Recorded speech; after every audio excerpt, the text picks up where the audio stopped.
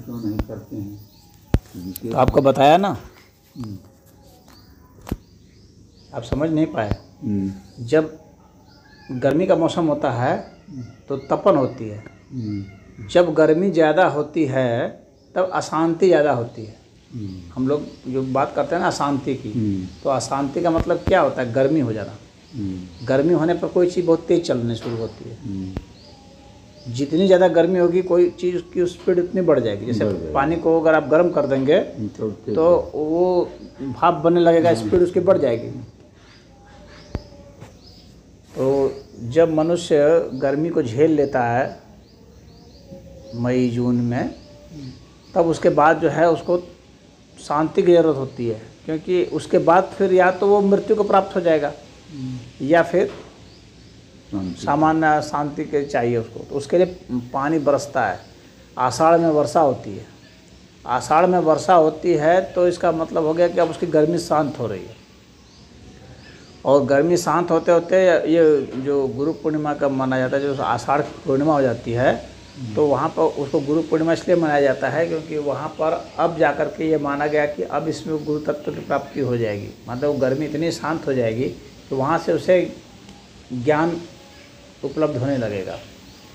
और जब ज्ञान उपलब्ध हो जाएगा तो उसके बाद फिर शिव की आराधना ही संभव है। फिर शिव तत्व की उपलब्धि होती है, ज्ञान से शिव तत्व की उपलब्धि होती है।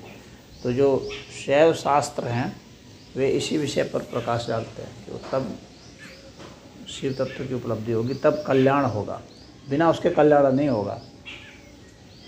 तो गर्मी को शांत कर देता है।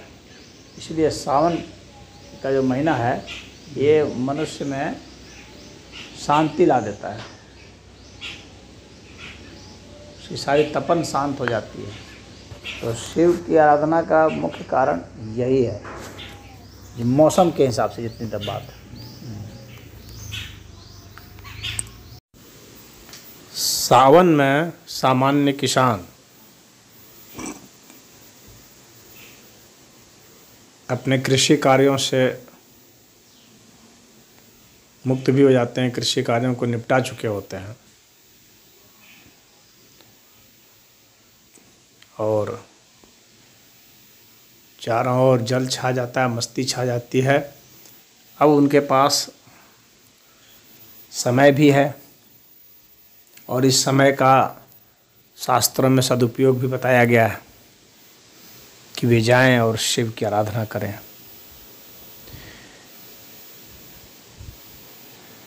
जल जब बरसता है तो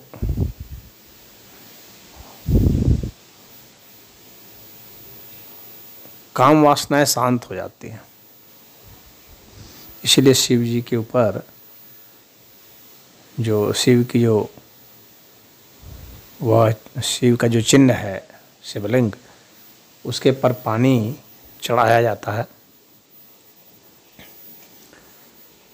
वही इस अर्थ में कि हमारी वासनाएं भी शांत हो जाएं,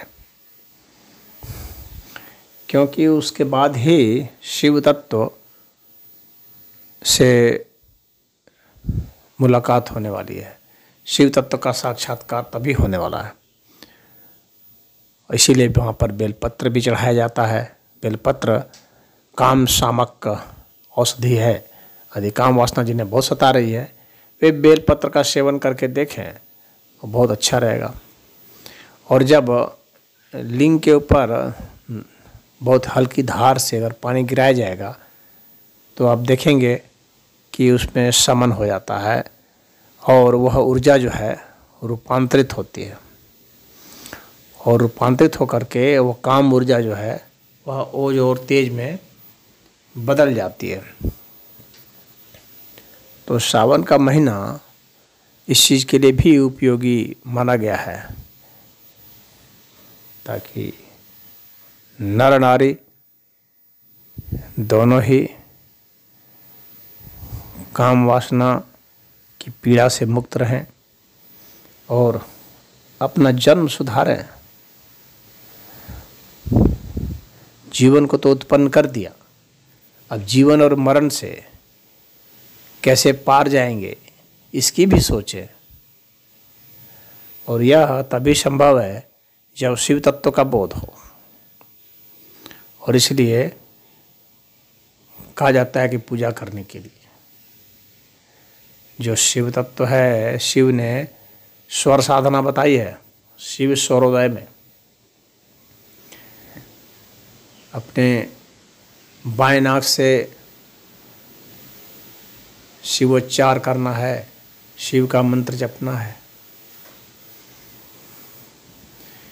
108 बार जपने के बाद फिर दाएं स्वर से जपें।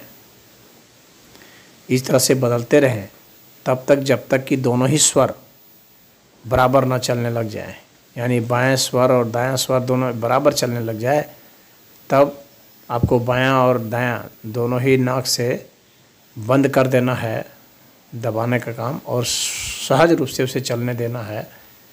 और वैसी स्थिति में ही आपको